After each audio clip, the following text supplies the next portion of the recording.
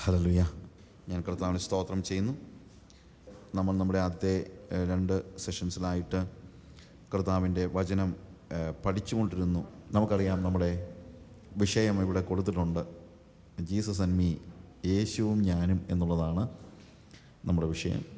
ശരിക്കും പറഞ്ഞു കഴിഞ്ഞാൽ ഒരു വിശ്വാസിക്ക് യേശുവിനോടുള്ള സംസർഗം എന്നാണ് ഇതിന്, അല്ലെങ്കിൽ the union of the faithful with Christ എന്നുള്ളതാണ് ഇതിൻ്റെ പൂർണ്ണമായ ഒരു തീം പറയുകയാണെങ്കിൽ. പക്ഷേ അത്രയൊന്നും നമ്മൾ പോകേണ്ട കാര്യമില്ല. നമ്മൾ യേശുവും തമ്മിലുള്ള ബന്ധം, അതിൻ്റെ യേശു തമ്മിലുള്ള ബന്ധം നമുക്കിപ്പം 3-4 ക്ലാസ് കൊണ്ടൊന്നും തീരുന്നൊന്നുമല്ല, നമുക്കറിയാം. പക്ഷേ അതിൻ്റെ അടിസ്ഥാനം യേശുവുമായിട്ടുള്ള, അതിന് നമ്മൾ എടുത്ത വാക്യം നിങ്ങൾക്ക് ഓർമ്മയുണ്ടല്ലോ. കൊലോസ്യ ലേഖനം 1-ാം അധ്യായത്തിൽ നിന്ന് തന്നെയാണ് നമ്മൾ പഠിച്ചത്. അതിൻ്റെ 27-ാമത്തെ വാക്യത്തിൽ അവരോട് ജാതികളുടെ ഇടയിൽ ഈ മർമ്മത്തിൻ്റെ മഹിമാതനം എന്തെന്നറിയിപ്പാൻ ദൈവത്തിന് ഇഷ്ടമായി. ആ മർമ്മം മഹത്വത്തിൻ്റെ പ്രത്യാശയായ ക്രിസ്തു നിങ്ങളിൽ ഇരിക്കുന്നു എന്നുള്ളത് തന്നെ. അപ്പോൾ ഇവിടെ നമ്മൾ പഠിക്കുന്നത് Christ in you and you in Christ. നമ്മൾ ക്രിസ്തുവിലും ക്രിസ്തു നമ്മിലും. പ്രത്യേകിച്ച് ഇവിടെ പറയുന്നതായ ഈ പ്രധാനപ്പെട്ട കാര്യം അതാണ് നമ്മളൊരു അടിസ്ഥാനമായിട്ട് എടുത്തിരിക്കുന്നത്. എന്താണ്?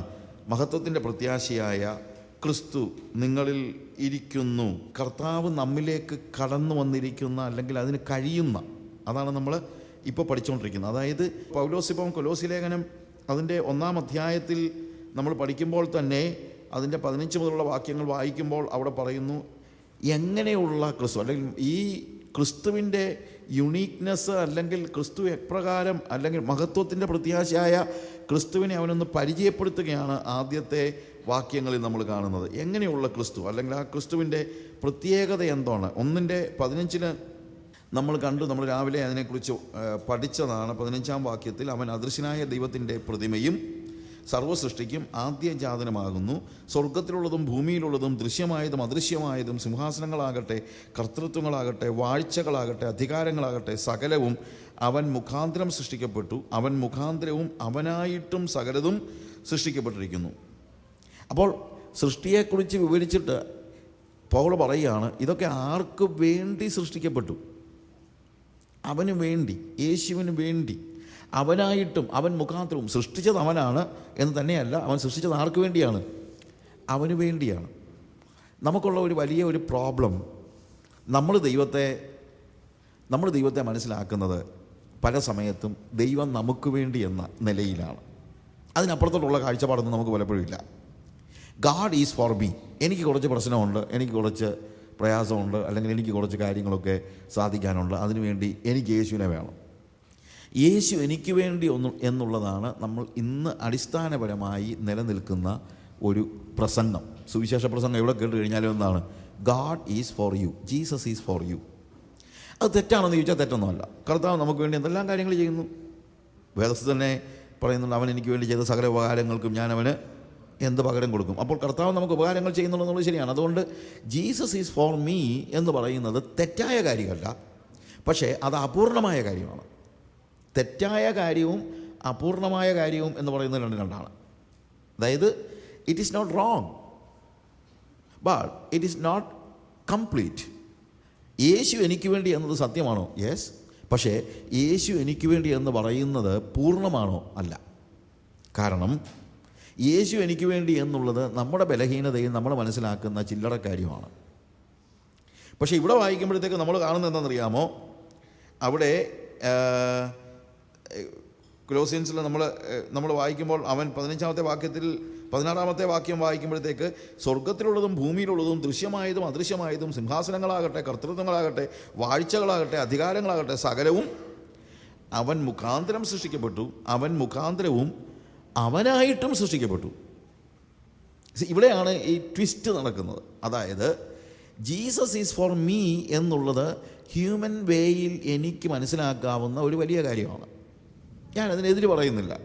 പക്ഷേ ഇവിടെ കൊലോസ്യ ലേഖനത്തിൽ പൗൽ പറയുകയാണ്, നിങ്ങൾക്കറിയാൻ വയ്യാത്തൊരു കാര്യമുണ്ട്. ക്രിസ്തു നിങ്ങൾക്ക് വേണ്ടി എന്നുള്ളത് പോലെ തന്നെ ക്രിസ്തു ചിന്തിക്കുന്ന നമ്മൾ ചിന്തിക്കുന്നത് യേശു എനിക്ക് വേണ്ടി എന്നാണെങ്കിൽ, യേശു ചിന്തിക്കുന്നത് ഞാൻ അവന് വേണ്ടി എന്ന്. ഞാൻ പറഞ്ഞതിൻ്റെ വ്യത്യാസം മനസ്സിലാക്കണം. അതായത് എനിക്ക് ആകെപ്പാടെ ഒറ്റ കാര്യമുള്ളൂ, എൻ്റെ കാര്യമെല്ലാം നടക്കണം. എൻ്റെ കാര്യം ആര് നടത്തും? എൻ്റെ കർത്താവ് നടത്തും, അല്ലാതെ ആര് നടത്താനാണ്? നമ്മൾ നെഞ്ചത്തടിച്ച് പറയും എൻ്റെ കർത്താവ്. പക്ഷേ കർത്താവ് പറയാണ് എൻ്റെ സാജു. കർത്താവ് പറയുമ്പോഴത്തേക്ക് കർത്താവ് പറയാണ്, എടാ ഞാൻ നിന്നെ ഉണ്ടാക്കിയതിനെ എനിക്ക് വേണ്ടിയാണ്. ഞാൻ പറഞ്ഞതിൻ്റെ വ്യത്യാസം മനസ്സിലാക്കണം. ജീസസ് ഈസ് ഫോർ മീ എന്നുള്ളത് ഒരു ഹ്യൂമൻ അല്ലെങ്കിൽ ഹ്യൂമൻ വേയിൽ എനിക്കതൊരു റിയാലിറ്റി ആകുമ്പോൾ, ഡിവൈൻ വേയിൽ നമ്മൾ നോക്കുമ്പോൾ ഐ ആം ഫോർ ജീസസ്. ഞാൻ യേശുവിന് വേണ്ടിയാണ്. എന്നെ അവന് ഏറ്റവും എനിക്ക് വേണ്ടിയാണ് സകലവും സൃഷ്ടിക്കപ്പെട്ടിരിക്കുന്നത്. ശരിക്കും പറഞ്ഞു കഴിഞ്ഞാൽ സർവവും അവന് വേണ്ടിയാണെന്ന് പറയുമ്പോൾ സകലവും അവൻ മുഖാന്തരവും അവനായിട്ടും ഉണ്ടാക്കിയെന്ന് പറയുമ്പോഴും ആ സൃഷ്ടിയുടെ തന്നെ മകുടമാരാണ്? ഞാനാണ്. ഒരു പരിധിവരെ ഭൂമിയിലെ സകല സൃഷ്ടികളെയും ഉണ്ടാക്കിയതിന് ശേഷമാണ് കർത്താവ് മനുഷ്യനെ സൃഷ്ടിക്കുന്നത്. അങ്ങനെ മനുഷ്യനെ സൃഷ്ടിച്ചപ്പോൾ അടിസ്ഥാനപരമായി അതിനകത്ത് നമുക്ക് മനസ്സിലാക്കാൻ പറ്റുന്നത് ബാക്കിയുള്ള എല്ലാത്തിനെയും ദൈവം എനിക്ക് വേണ്ടിയാണ് സൃഷ്ടിച്ചെന്നുള്ളതാണ്. അതായത് നമ്മൾ കുഞ്ഞുങ്ങളൊക്കെ ഉണ്ടാകുമ്പോൾ കുഞ്ഞുങ്ങൾ ഉണ്ടാകുന്നതിന് മുമ്പേ തന്നെ കുഞ്ഞുടുപ്പും കുഞ്ഞു തലണയൊക്കെ നമ്മൾ ഉണ്ടാക്കി വെക്കുന്നത് പോലെ മനുഷ്യനെ ദൈവം സൃഷ്ടിക്കുന്നതിന് മുമ്പ് തന്നെ മനുഷ്യന് വേണ്ടതിനെല്ലാം കർത്താവ് ഒരുക്കി വെച്ചിരുന്നു, അല്ലേ? എന്നിട്ടാണ് മനുഷ്യനെ സൃഷ്ടിക്കുന്നത്. കാര്യം മനുഷ്യനെ സൃഷ്ടിച്ച് കഴിഞ്ഞ് നമ്മളൊക്കെ ആണെങ്കിൽ അത് കഴിയുമ്പോൾ അവിടെ പോയി അതുണ്ടോ ഇതുണ്ടോ എന്നൊക്കെ തിരക്കുന്നത്. പക്ഷേ കർത്താവ് അങ്ങനെയൊന്നുമല്ല. കർത്താവ് എല്ലാം നേരത്തെ നമുക്ക് വേണ്ടി പ്രിപ്പയർ ചെയ്ത് വെച്ചിട്ട് ഒടുവിൽ നമ്മളെ സൃഷ്ടിച്ചു. എന്നിട്ട് എന്നോട് പറയുകയാണ്, നീ എനിക്ക് വേണ്ടിയാണ് സൃഷ്ടിക്കപ്പെട്ടതെന്ന്. ഞാൻ പറഞ്ഞ് മനസ്സിലാക്കണം. അപ്പം നീ എനിക്ക് വേണ്ടിയാണ് സൃഷ്ടിക്കപ്പെട്ടെന്ന് പറയുമ്പോൾ ബാക്കിയുള്ളതെല്ലാം അവൻ അതിൻ്റെ പിന്നാലെയാണ്. അവൻ മുഖാന്തരമാണ്, അവനായിട്ടാണ്. അതുകൊണ്ടാണ് ഈ വേദഭാഗത്തിൽ ഒരു വലിയ, അതായത് പോള് നല്ല സിസ്റ്റമാറ്റിക്കായിട്ട് ഇങ്ങനെ പറഞ്ഞുകൊണ്ടേ പോവുകയാണ്, മുന്നോട്ട് കൊണ്ടുപോവുകയാണ്. That we are created for him. All creation is created for him. It is created by him and it is for him. അവൻ മുഖാന്തരമാണ് സൃഷ്ടിക്കപ്പെട്ടത്, അവന് വേണ്ടിയുമാണ് സൃഷ്ടിക്കപ്പെട്ടത്.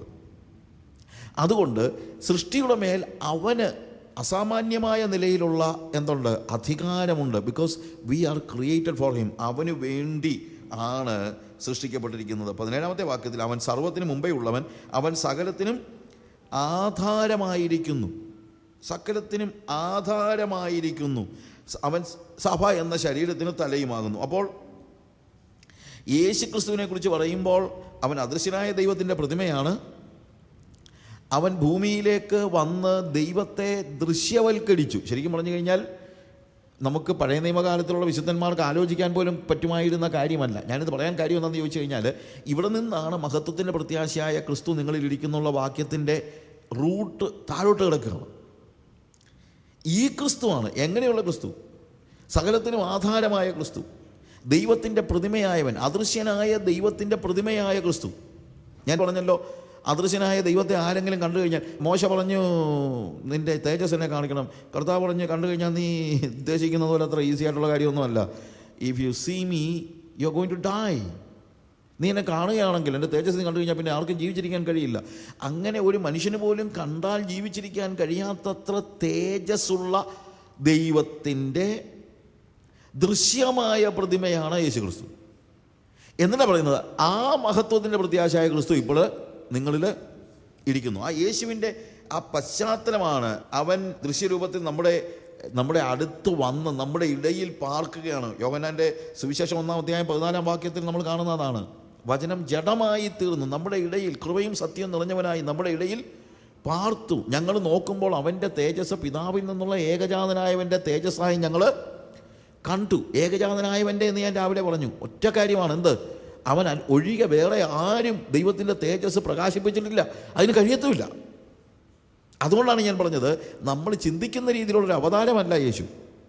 കാര്യം ഈസ്റ്റേൺ പശ്ചാത്തലത്തിൽ അവതാരം എന്ന് പറഞ്ഞു കഴിഞ്ഞാൽ 100 അവതാരങ്ങളുണ്ടാകാം. ഏറ്റവും കുറഞ്ഞത് 10 അവതാരങ്ങൾ. ദശാവതാരം എന്ന് പറയുമ്പോഴത്തേക്ക് പല യുഗങ്ങളിലേക്ക് പല അവതാരങ്ങളെന്ന നിലയിൽ അവർ ഒരു പക്ഷേ പറയുന്നുണ്ടായിരിക്കും. അങ്ങനെ പല അവതാരങ്ങളുടെ അവതാരമൊന്നുമല്ല യേശു കർത്താവ്. എന്ന് തന്നെയല്ല, ഈ അവതാരങ്ങളൊക്കെ എവിടെങ്കിലും ജനിച്ച ആരിലേക്കെങ്കിലും ദൈവചൈതന്യം പകർന്ന് അല്ലെങ്കിൽ കടന്നു കയറുന്നതാണ്. പക്ഷേ ഇതങ്ങനെയൊന്നുമല്ല.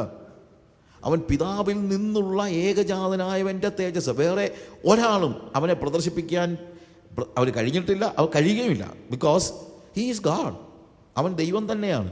അവൻ ഭൂമിയിലേക്ക് വന്നപ്പോൾ അവൻ്റെ തേജസ് അവനെന്ന് ഉരിഞ്ഞു വെച്ചിട്ട് ഇങ്ങോട്ട് ഇറങ്ങി വന്നു. അവൻ എപ്പോൾ വേണമെങ്കിലും അതെടുത്ത് പിന്നെയും ഇടാമായിരുന്നു, പക്ഷെ അവൻ ഇട്ടില്ല. അതുകൊണ്ടാണ് ക്രൂശിലെ മരണത്തോളം അവൻ ദൈവിക തൃത്വത്തിൻ്റെ ഒരു ഡിസിഷനായിരുന്നു എന്ത്? മനുഷ്യവർഗത്തെ വീണ്ടെടുക്കാൻ വേണ്ടി ഭൂമിയിലേക്ക് വരുന്ന യേശു ക്രൂശിലെ മരണത്തോളം ദൈവത്തോടുള്ള സമത്വത്തിലേക്ക് മടങ്ങിപ്പോകത്തില്ലെന്ന് ഞാൻ പറഞ്ഞ് മനസ്സിലാക്കണം. ആ ദൈവിക തൃത്വത്തിൻ്റെ ഡിസിഷന് യേശു കർത്താവ് എവിടം വരെ അനുസരിച്ചെന്ന് പറഞ്ഞിരിക്കുന്നത്? ക്രൂശിലെ മരണത്തോളം അനുസരണമുള്ളവനായി തീർന്നു. കാര്യം അതിനിടയ്ക്ക് എപ്പോഴെങ്കിലും അവൻ ദൈവത്തിൻ്റെ മഹത്വത്തിലേക്ക് മടങ്ങിപ്പോയാൽ, അല്ലെങ്കിൽ ദൈവത്തിൻ്റെ ആ ഒറിജിനൽ അവൻ ഭൂമിയിൽ വന്നപ്പോഴും ഞാൻ പറഞ്ഞൊരു കാര്യമുണ്ട്, അവൻ ജഡത്തിൽ വെളിപ്പെട്ടു എന്ന് പറയുമ്പോഴും അവൻ ജഡത്തിൽ വെളിപ്പെട്ടത് കൊണ്ട് അവൻ ദൈവമല്ലാതാകുന്നില്ല. വേഷത്തിൽ മനുഷ്യനായി ഹി എംപ്റ്റീഡ് ഹിംസെൽഫ്, അവനെ തന്നെ ഒഴിച്ചു. അത് അവനെടുത്ത ഒരു തീരുമാനമാണ്. അവനെടുത്ത തീരുമാനമായതുകൊണ്ട്, അവനെ ആരും ഒഴിപ്പിച്ചതൊന്നുമല്ല, അവനെടുത്ത തീരുമാനമായതുകൊണ്ട് അവനെപ്പോൾ വേണമെങ്കിലും അത് തിരികെ പ്രാപിക്കാമായിരുന്നു. പക്ഷേ എന്താണ്? മനുഷ്യവർഗത്തിൻ്റെ പാപങ്ങളുടെ പരിഹാരത്തിന് വേണ്ടി മരിക്കാൻ ഇറങ്ങി വന്ന യേശു ദൈവിക തൃത്വത്തിലെ അവരുടെ ഡിസിഷൻ, പിതാവും പുത്രനും പരിശുദ്ധാത്മാവും കൊണ്ട് എടുത്ത ഡിസിഷൻ എന്ത് ചെയ്തില്ല? ക്രൂശിലെ മരണം വരെ കർത്താവ് മാറ്റിക്കളഞ്ഞില്ല. അവൻ അനുസരണമുള്ളവനായി തീർന്നു. അതായത് യേശുവിനെ ഭരമേൽപ്പിച്ചതായ മിഷൻ പൂർത്തീകരിക്കുന്നത് വരെയും യേശു കർത്താവ് യാതൊരു രീതിയിലും അവൻ്റെ ദൈവികത്വത്തിലേക്ക് മടങ്ങിപ്പോയില്ല എന്നാണ് ഇതിനർത്ഥം. അല്ലാതെ വേറെ ഒന്നുമല്ല. പിതാവ് കുറച്ച് ആജ്ഞകൾ കൊടുക്കുന്നു, പുത്രൻ ഇവിടെ നിന്ന് അനുസരിക്കുന്നു, ഇടയ്ക്ക് നമ്മളെപ്പോലെ പിള്ളേർ അനുസരണക്കേട് കാണിക്കുന്ന പോലെ അനുസരണക്കേടൊന്നും കാണിച്ചില്ല എന്നുള്ള അർത്ഥത്തിലല്ല. അങ്ങനെയൊന്നും അനുസരണക്കേട് കാണിക്കാനൊന്നും ദൈവത്തിന് കഴിയുമില്ല, യേശുവിന് കഴിയുമില്ല. അങ്ങനെ കാണിക്കത്തില്ലല്ലോ. അതിൻ്റെ നമ്മൾ ഉദ്ദേശിക്കുന്നതിൽ നിന്ന് ഡിഫറൻ്റാണ്. നമ്മൾ മാനുഷികമായ കാര്യങ്ങൾ പറയുന്നത് പോലെ യേശുവിൻ്റെ ദിവ്യ വെളിപ്പാടിനെ നമുക്ക് വിശകലനം ചെയ്യാനുള്ള കപ്പാസിറ്റി ഒന്നും നമുക്ക് ഇല്ല എന്ന് നമ്മൾ മനസ്സിലാക്കണം. അപ്പോൾ ആ ദൈവത്തെ വെളിപ്പെടുത്തുവാനായിട്ട് ഭൂമിയിലേക്ക് യേശു കർത്താവ് വന്നു. ആ യേശു കർത്താവ് അവൻ മുഖേനയാണ്, അവൻ മുഖാന്തരമാണ് സർവ്വ സൃഷ്ടിയും, സ്വർഗത്തിലുള്ളതും ഭൂമിയിലുള്ളതും ദൃശ്യമായതും അദൃശ്യമായതും, സിംഹാസനങ്ങളാകട്ടെ, കർത്തൃത്വങ്ങളാകട്ടെ, വാഴ്ചകളാകട്ടെ, അധികാരങ്ങളാകട്ടെ, സകലവും അവൻ മുഖാന്തരം സൃഷ്ടിക്കപ്പെട്ടു. അവൻ മുഖാന്തരവും അവനായും സകലവും സൃഷ്ടിക്കപ്പെട്ടിരിക്കുന്നു. അപ്പോൾ ഈ സൃഷ്ടിയെ മുഴുവൻ ദൈവത്തിന് വേണം, യേശുവിന് വേണം. പക്ഷേ ഈ സൃഷ്ടിയെ മുഴുവൻ വേണമെന്ന് പറയുമ്പോഴും ആ സൃഷ്ടിയുടെ മകളമായ മനുഷ്യനെയാണ് അവൻ ഉന്നം വയ്ക്കുന്നത് എന്നുള്ളത് നമ്മൾ മറന്നു പോകരുത്. അതുകൊണ്ട് അവരുടെ രക്ഷാനായകൻ അവൻ ഭൂമിയിലേക്ക് വന്നത്, ഞാൻ പറഞ്ഞല്ലോ, അവൻ സർവ്വസൃഷ്ടിയുടെയും കാരണഭൂതനാണ്. എല്ലാം അവന് വേണ്ടിയാണ്. 17-ാമത്തെ വാക്യത്തിൽ അവൻ സകലത്തിനും ആധാരമായിരിക്കുന്നു. അവൻ സർവ്വസൃഷ്ടിക്കും കാരണഭൂതനാണ്. ഈ സൃഷ്ടി മുഴുവൻ അവൻ്റെ പിന്നിലുണ്ട്. ഈ സൃഷ്ടി മുഴുവൻ അവൻ്റെ പിന്നിലുണ്ട്. അങ്ങനെ ഇവൻ നടക്കുമ്പോഴത്തേക്ക് ഇവന് വേണ്ടിയല്ലോ സൃഷ്ടിക്കപ്പെട്ടത്. അതുകൊണ്ട് സർവ്വ സൃഷ്ടിയും എന്ത് ചെയ്യുന്നു? അവൻ്റെ പുറകെ നടക്കുന്നു. അങ്ങനെ സർവ്വ സൃഷ്ടിയും അവൻ്റെ പുറകെ നടക്കുന്നതായ ഒരു സാഹചര്യത്തിൽ അവൻ സർവത്തിനും മുമ്പേയുള്ളവൻ, സകലത്തിനും ആധാരമായിരിക്കുന്നു. സകലത്തിനും താൻ മുമ്പനാകേണ്ടതിന്, ഇല്ലേ? സകലത്തിനും താൻ മുമ്പനാകേണ്ടതിന് എന്നുള്ള വാക്കവിടെ പറയുന്നുണ്ട്. സർവത്തിനും അവൻ മുമ്പനാകേണ്ടതിന്. അങ്ങനെ മുന്നിൽ അവൻ നടക്കാൻ തുടങ്ങുമ്പോൾ ഇടയ്ക്ക് അവൻ തിരിഞ്ഞു നോക്കുമ്പോൾ, ഞാൻ ഭാവനയിൽ കാണുന്നതാണ്, അല്ലാതെ ഈ കാര്യം നമുക്ക് മാനുഷികമായി അവനിടയ്ക്ക് തിരിഞ്ഞു നോക്കി എന്നൊന്നും പറയുന്നതിന് അർത്ഥമില്ല.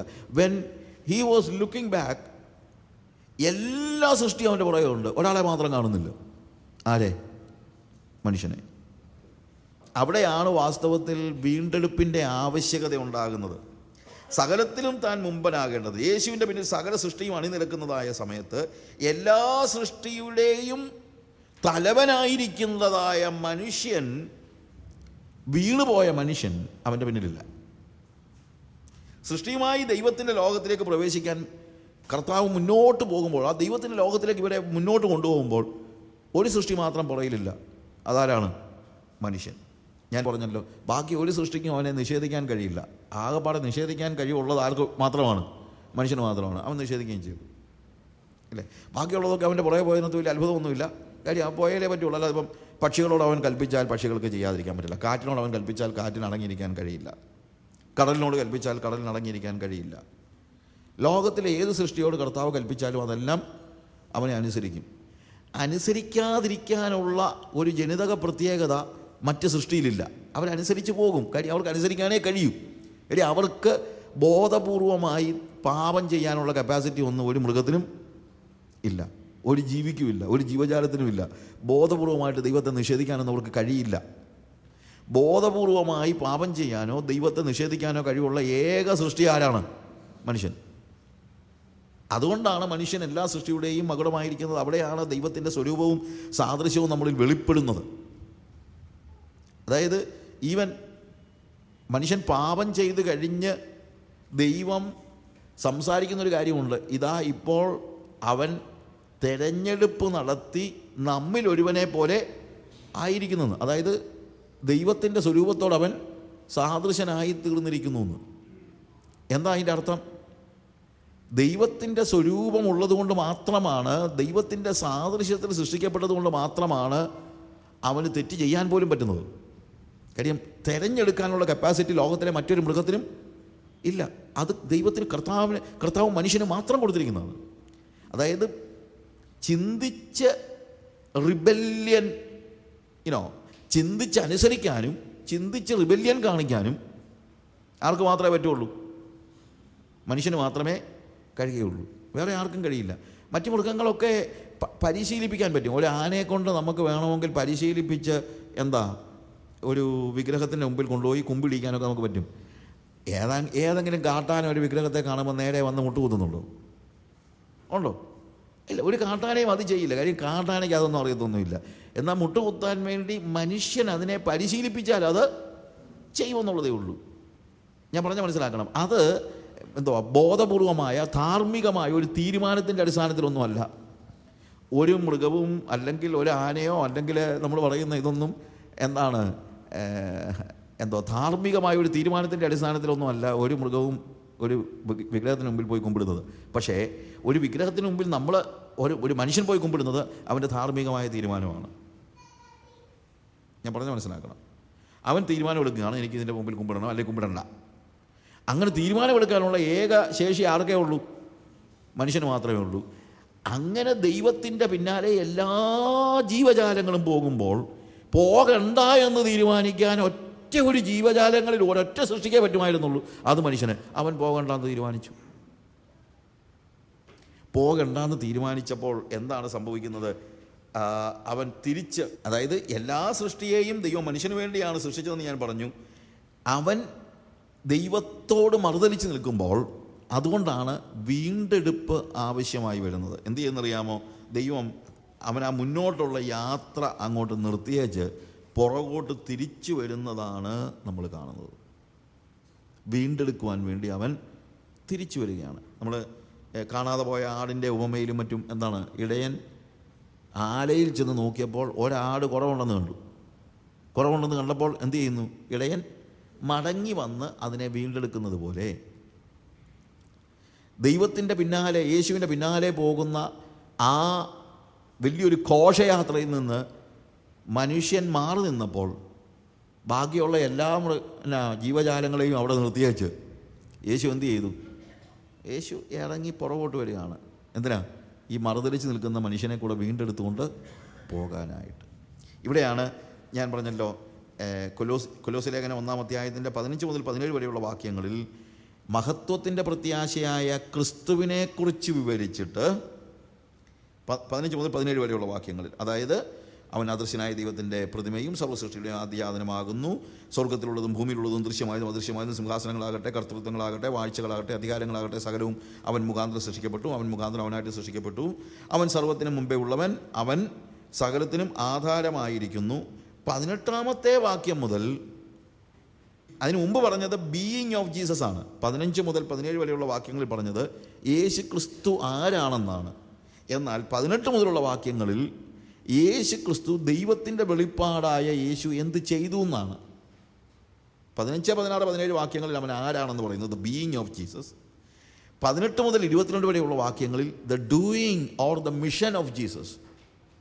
15 മുതൽ 17 വരെയുള്ള വാക്യങ്ങളിൽ ബീയിങ് ഓഫ് ജീസസ്. ആൻഡ് 18 മുതൽ 22 വരെയുള്ള വാക്യങ്ങളിൽ the doing of Jesus or the mission of Jesus. 18-ാമത്തെ വാക്യത്തിൽ പറയുന്നത് അവൻ സഭ എന്ന ശരീരത്തിൻ്റെ തലയും ആകുന്നു. അവൻ സർവ്വ സൃഷ്ടിക്കും മുമ്പേ ഉള്ളവനാണ്. എന്നാൽ അവൻ സഭ എന്ന ശരീരത്തിൻ്റെ തലയുമാകുന്നു. സകലത്തിലും താൻ മുമ്പനാകേണ്ടതിന് അവൻ ആരംഭവും മരിച്ചവരുടെ ഇടയിൽ നിന്ന് ആദ്യനായി എഴുന്നേറ്റവനുമാകുന്നു. അവനിൽ സമ്പൂർണ്ണതയും വസിപ്പാനും. അടുത്തതാണ് മിഷൻ പറയുന്നത്.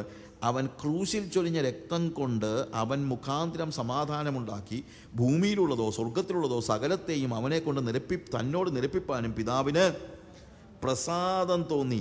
മുമ്പേ ദുഷ്പ്രവൃത്തികളാൽ മനസ്സുകൊണ്ട് അകന്നവരും ശത്രുക്കളുമായിരുന്നു നിങ്ങൾ. അവൻ്റെ മുമ്പിൽ വിശുദ്ധരും നിഷ്കളങ്കരും കുറ്റമില്ലാത്തവരുമായി നിർത്തേണ്ടതിന് അവൻ ഇപ്പോൾ തൻ്റെ ജഡശരീരത്തിൽ തൻ്റെ മരണത്താൽ നിരപ്പിച്ചു. ഇതാണ് യേശുവിൻ്റെ മിഷൻ. ആദ്യത്തേത് യേശുവിൻ്റെ ബീയിങ് ആണെങ്കിൽ, അല്ലെങ്കിൽ അവൻ്റെ അസ്തിത്വത്തെക്കുറിച്ചാണ് പറഞ്ഞതെങ്കിൽ, ഇപ്പോൾ പറയുന്നത് അവൻ്റെ മിഷനാണ്. അവൻ എന്താണ് ചെയ്തത്? സർവ്വ സൃഷ്ടിക്കും കാരണഭൂതനായവൻ ഇപ്പോൾ സഭയുടെ തലയാവുകയാണ്. അതാണ് 18-ാമത്തെ വാക്യത്തിൽ കാണുന്നത്. അവൻ സർവ്വസൃഷ്ടിക്കും കാരണഭൂതനാണ്, അവൻ സഭയുടെ തലയുമാണ്. രണ്ടും കൂടെ ഒരുമിച്ചാണ്, ഒരേപോലെ. യേശുക്രിസ്തു ഭൂമിയിലേക്ക് വന്ന് മനുഷ്യവർഗത്തെ വീണ്ടെടുത്തതുകൊണ്ട് അവൻ സൃഷ്ടാവല്ലാതാകുന്നില്ല. He is creator of everything. അവൻ മുഖാന്തരമാണ് സകലവും സൃഷ്ടിക്കപ്പെട്ടത്, അവന് വേണ്ടിയാണ് സൃഷ്ടിക്കപ്പെട്ടത്. ഒരു ഫാക്റ്റാണ്. ആ ഫാക്റ്റ് മാറുന്നില്ല, എപ്പോഴും നിലനിൽക്കുന്നു. എന്നാൽ അവിടെ നിന്ന് മറുതലിച്ചു പോയ മനുഷ്യനെ വീണ്ടെടുക്കുക വഴി അവൻ സഭയുടെ തലയും ആയിത്തീരുന്നു. ഞാൻ പറഞ്ഞല്ലോ, ക്യാപ്റ്റൻ മുമ്പിൽ നടക്കുമ്പോൾ ആദ്യജാതൻ എന്നുള്ള വാക്ക്, ഇന്നലെ അവിടെ ഞാൻ പറഞ്ഞ കാര്യം ഓർക്കണം. ആദ്യജാതൻ എന്ന് പറയുന്നത് ദൈവം ആരെങ്കിലും കല്യാണം കഴിച്ചിട്ടുണ്ടായ പുത്രൻ എന്നുള്ള അർത്ഥത്തിലല്ല.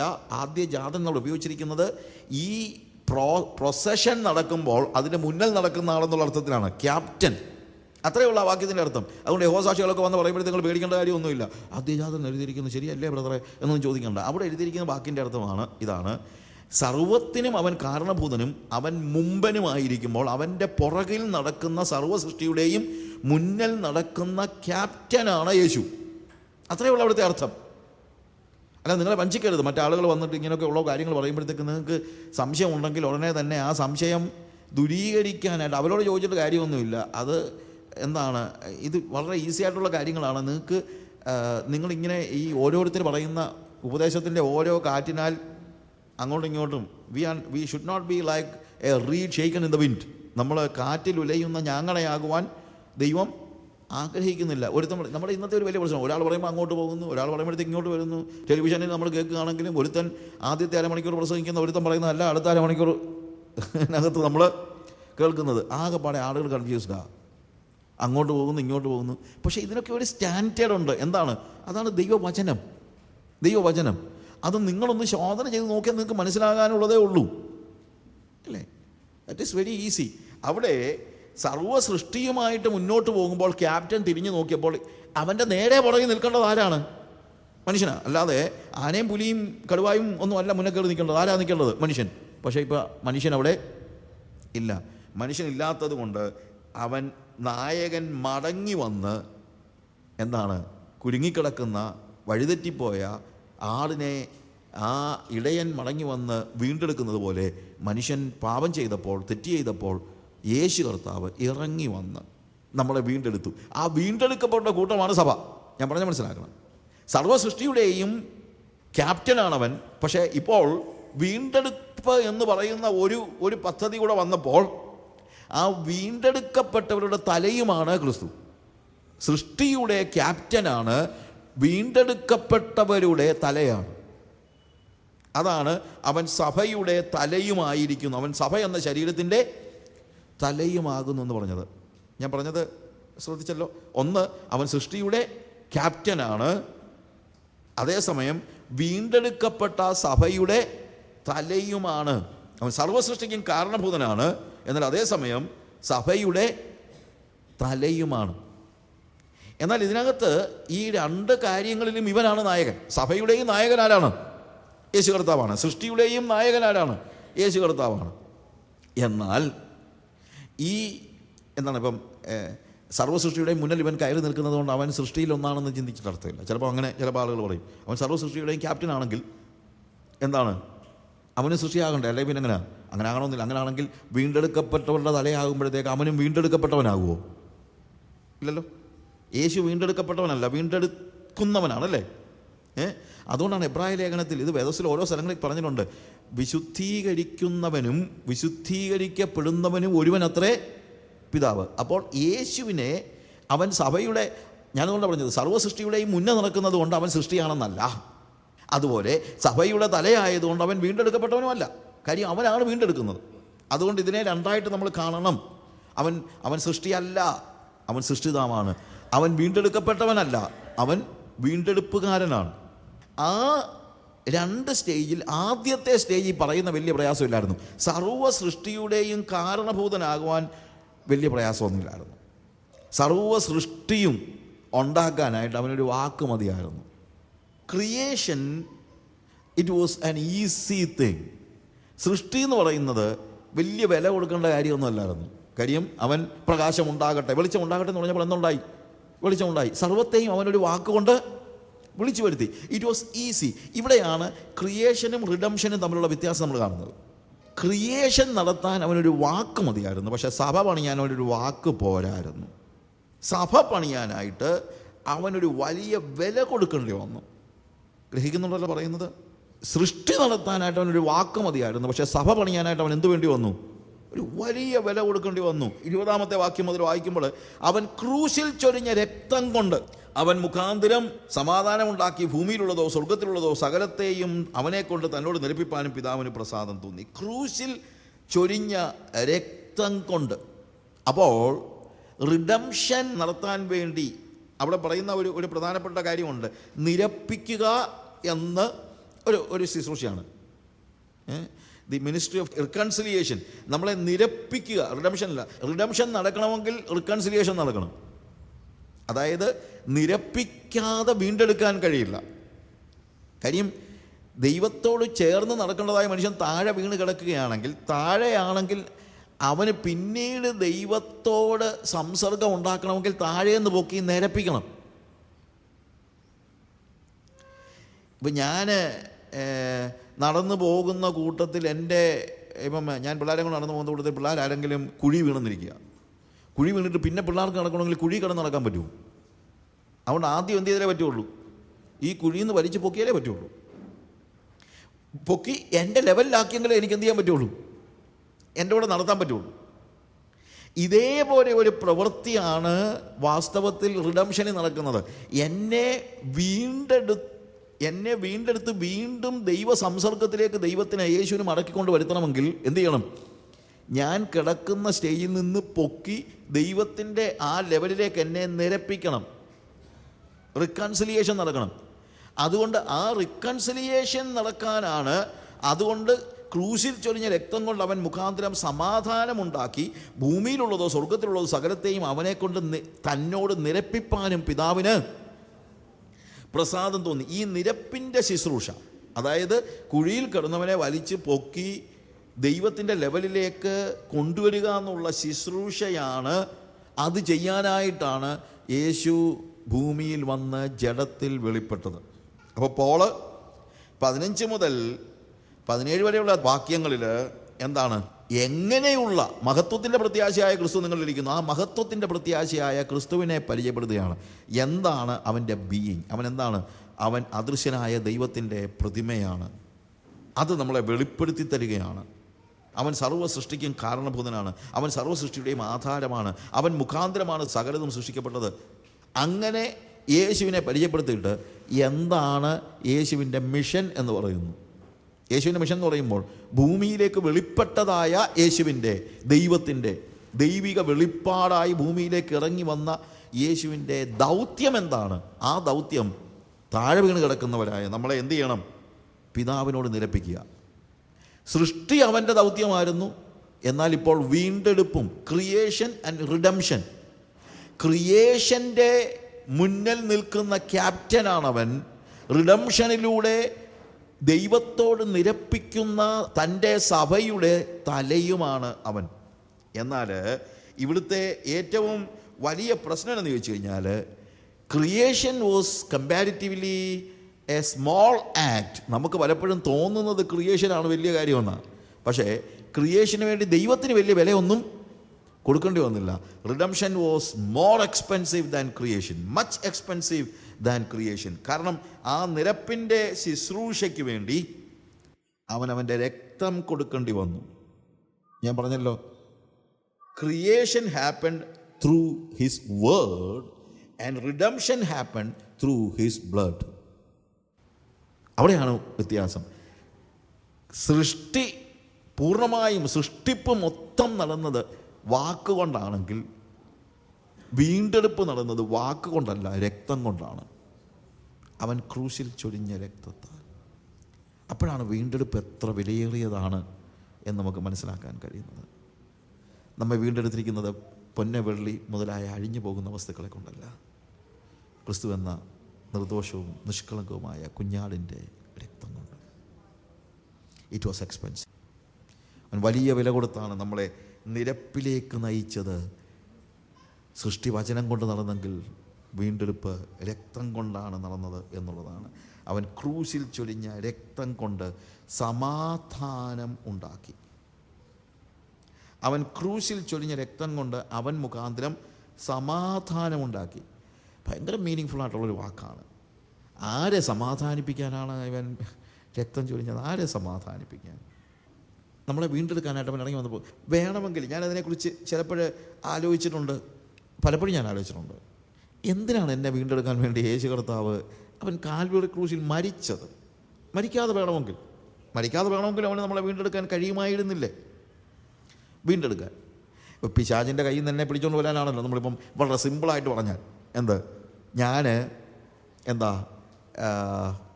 യേശുവിൻ്റെ പുറകെ നടക്കേണ്ടതായിരുന്നു, നടന്നില്ല. പിശാചിൻ്റെ പുറകെ പോകുന്നു. പിശാച് എന്നെ അങ്ങ് കൈ അടക്കി വെച്ചു. പിശാചിൻ്റെ കയ്യിൽ നിന്ന് എന്നെ വിടുവിച്ചുകൊണ്ട് വരാൻ യേശു എന്തിനാണ് വന്ന് മരിച്ചത്? പിശാചിനെതിരെ നിങ്ങൾക്ക് എന്താണെങ്കിലും നമുക്കെല്ലാം അറിയാം. പിശാചിനെ തോൽപ്പിച്ച് നമ്മളെ വിടുവിക്കുക എന്നൊക്കെ പറയുന്നത് അത്ര വലിയ പ്രയാസമുള്ള കാര്യമൊന്നുമല്ലല്ലോ. കർത്താവ് നിശ്ചയിച്ച് കഴിഞ്ഞാൽ കർത്താവിനേക്കാൾ ശക്തിയുള്ള ആളൊന്നും അല്ലല്ലോ പിശാച്.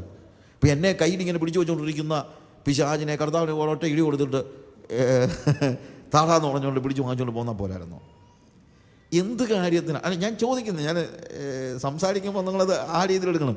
അത്രയും പോരായിരുന്നു. എന്ത് കാര്യത്തിന് ഈ വന്ന് മരിക്കുകയൊക്കെ ചെയ്തത്? That is A real question. നമ്മളിപ്പം ആ രീതിയിൽ പറയുമ്പോഴും ശരിക്കും അങ്ങനെ ചെയ്താൽ പോരായിരുന്നു. പക്ഷെ അങ്ങനെ ചെയ്താൽ ഉണ്ടാകുന്ന പ്രശ്നം, അവിടെ ദൈവികമായ നീതി നിർവഹിക്കപ്പെടത്തില്ല. ദൈവത്തിൻ്റെ നീതി തകർക്കപ്പെടാതെ വേണം വീണ്ടെടുപ്പ് നടക്കാൻ. കാര്യം ദൈവമാണ്. അവന് ഒരു നീതികേട് ചെയ്യാനായിട്ട് കഴിയുകയില്ല എന്നുള്ളത് നമ്മൾ മനസ്സിലാക്കണം. കാരണം എന്നെ പിശാച് ദൈവത്തിൻ്റെ കയ്യിൽ നിന്ന് തട്ടിപ്പറിച്ചുകൊണ്ട് പോയതല്ലല്ലോ.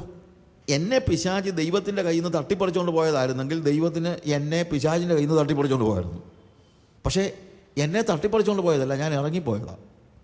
ഞാൻ പറഞ്ഞ് മനസ്സിലാക്കണം. ഇപ്പം നമ്മളിപ്പം നോർത്ത് ഇന്ത്യയിലൊക്കെ ആണെങ്കിലും പലപ്പോഴും കിഡ്നാപ്പിംഗ് ഒക്കെ നടക്കാറുണ്ട്. കിഡ്നാപ്പ് ചെയ്ത് കഴിഞ്ഞാൽ അവർ റാൻസം, ഈ പൈസ കൊടുക്കാനായിട്ട് ആവശ്യപ്പെടും. 1 കോടി വേണം, 50 ലക്ഷം വേണം എന്നൊക്കെ പറഞ്ഞുകൊണ്ട് പോകും. അപ്പം സ്കൂളിൽ പോകുന്ന പിള്ളേരെയൊക്കെ ചിലപ്പം എന്ത് ചെയ്യും, കൊള്ളക്കാർ തട്ടിക്കൊണ്ട് പോകും. തട്ടിയെടുത്തുകൊണ്ട് പോയി കഴിഞ്ഞിട്ട് അവരെ ഇവിടെ താമസിപ്പിച്ചിരിക്കുകയാണ്, 50 ലക്ഷം തരികയാണെങ്കിൽ തിരിച്ചു തരത്തുള്ളൂ എന്ന് പറയുന്നു. അവൻ എവിടെയാണ് താമസിക്കുന്നതെന്നും എന്താണ് അവൻ്റെ സ്ട്രാറ്റജി എന്നൊക്കെ ശരിയായിട്ട് പോലീസ് മനസ്സിലാക്കി കഴിഞ്ഞാൽ കൂളായിട്ട് അവിടെ ചെന്നിട്ട് പോലീസിന് എന്ത് ചെയ്യാം? അവനെ കൊന്നേച്ചോ അല്ലെങ്കിൽ പിടിച്ചു കെട്ടിയിട്ടോ എൻ്റെ കൊച്ചിനെ എനിക്ക് വിടുവിച്ചുകൊണ്ട് പോരാം. എൻ്റെ കൊച്ചിനെ ഒരുത്തൻ പിടിച്ചുകൊണ്ട് പോയി, എനിക്ക് കഴിവുണ്ടെങ്കിൽ, എനിക്ക് ശക്തി ഉണ്ടെങ്കിൽ, എനിക്ക് വേണമെങ്കിൽ പിടിച്ചുകൊണ്ട് പോയ കൊച്ചിനെ എനിക്ക് വേണമെങ്കിൽ എന്ത് ചെയ്യാൻ പറ്റും? പോയി അവനെ തോൽപ്പിച്ചിട്ട് പിടിച്ചുകൊണ്ട് വരാൻ പറ്റും. ഞാനിങ്ങനെ യേശുവിൻ്റെ പുറകെ നടന്നപ്പോൾ പുറകിൽ നിന്ന് വന്ന് പിശാച് എന്നെ തട്ടിയെടുത്തുകൊണ്ട് പോയതായിരുന്നെങ്കിൽ യേശുവിന് കൂളായിട്ട് ചെന്നിട്ട് എന്നെ പിടിച്ചുകൊണ്ട് പോരാമായിരുന്നു. പക്ഷേ യേശുവിൻ്റെ പുറകെ ഞാൻ നടന്നപ്പോൾ പിശാച് എന്നെ ആരും അറിയാതെ തട്ടിയെടുത്തുകൊണ്ട് പോയതൊന്നും അല്ല. അങ്ങനെ കഴിയുകയില്ലെന്ന് കർത്താവ് പറയുന്നത്. എൻ്റെ കയ്യിൽ നിന്ന് ആർക്കും എൻ്റെ ആളുകളെ അപഹരിക്കുവാൻ കഴിയുകയില്ല. അപ്പോൾ എന്നെ പിശാച് പിടിച്ചുകൊണ്ട് പോയെന്ന് പറയുന്നതിനകത്ത് യാതൊരു അർത്ഥവും ഇല്ല. പിന്നെന്താ സംഭവിച്ചത്? ഞാൻ യേശുവിൻ്റെ പുറകെ പോകുന്നതിന് പകരം പിശാചിൻ്റെ പുറകെ പോയി. എന്നെ തട്ടിപ്പറിച്ചുകൊണ്ട് പോയതല്ല, ഞാൻ ഇറങ്ങിപ്പോയതാണ്. ഇറങ്ങിപ്പോയിട്ട് പിശാചിന് ഞാൻ എന്നെ തന്നെ വിറ്റതാണ്. അതാണ് ഇതിനകത്തെ പ്രത്യേകത. ഞാൻ പിശാചിനോട് പറഞ്ഞു, എനിക്ക് യേശുവിൻ്റെ പുറകെ പോകേണ്ട കാര്യമില്ല, എനിക്കിഷ്ടമില്ല, അതുകൊണ്ട് ഞാൻ നിൻ്റെ പുറകെ വരികയാണ് എന്ന് പറഞ്ഞ് ഞാനൊരു ബോണ്ട് എഴുതി കൊടുക്കുകയാണ്. ഇപ്പം ഞാൻ പറഞ്ഞല്ലോ, എൻ്റെ പിള്ളേരെ ആരെങ്കിലും പിടിച്ചുകൊണ്ട് പോയി കഴിഞ്ഞാൽ എനിക്ക് നാച്ചുറലി ചെന്നിട്ട് എന്ത് ചെയ്യാൻ പറ്റും? വേണമെങ്കിൽ എൻ്റെ കുഞ്ഞിനെ എനിക്ക് അവരെ തോൽപ്പിച്ച് കൊണ്ടുവരാൻ പറ്റും.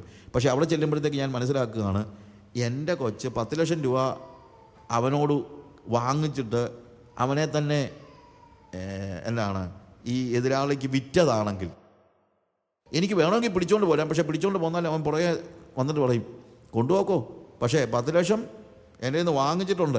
എൻ്റെ മേലൊരു അവകാശം എപ്പോഴും അവന് ബാക്കി കിടക്കും.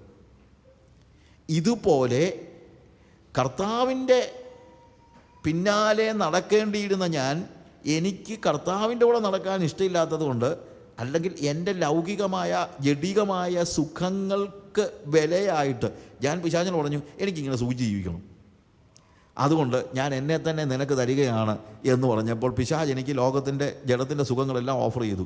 ആ സുഖങ്ങളും വാങ്ങിച്ചുകൊണ്ട് ഞാൻ എന്ത് ചെയ്തു? പിശാചിന് എന്നെ തന്നെ വിറ്റു.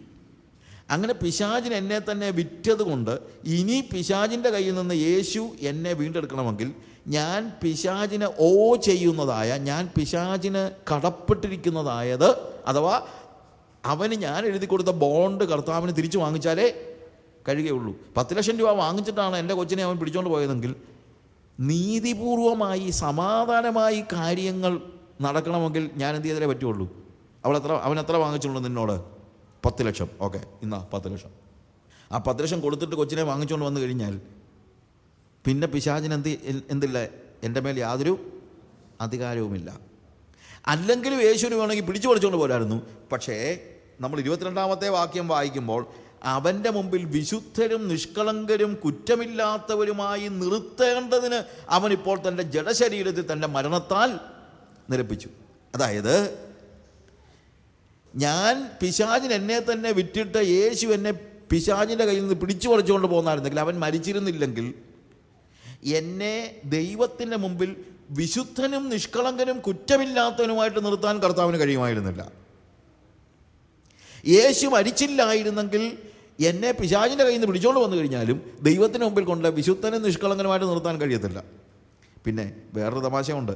വിശുദ്ധനും നിഷ്കളങ്കനും ആക്കിയില്ലെങ്കിൽ അവിടെ കൊണ്ട് നിർത്താനും പറ്റത്തില്ല. അങ്ങോട്ട് കയറ്റിയിട്ട് പോകണമെങ്കിൽ അവിടെ കയറണമെങ്കിൽ തന്നെ എന്തായാലേ പറ്റുള്ളൂ, വിശുദ്ധനും നിഷ്കളങ്കനും ആയെങ്കിലേ പറ്റുള്ളൂ. അപ്പോൾ അതുകൊണ്ട് യേശുക്രിസ്തുവിൻ്റെ മരണം സമാധാനപൂർണമായ ഒരു വീണ്ടെടുപ്പിന്, നീതിപൂർവമായ ഒരു വീണ്ടെടുപ്പിന് അനിവാര്യമായിരുന്നു.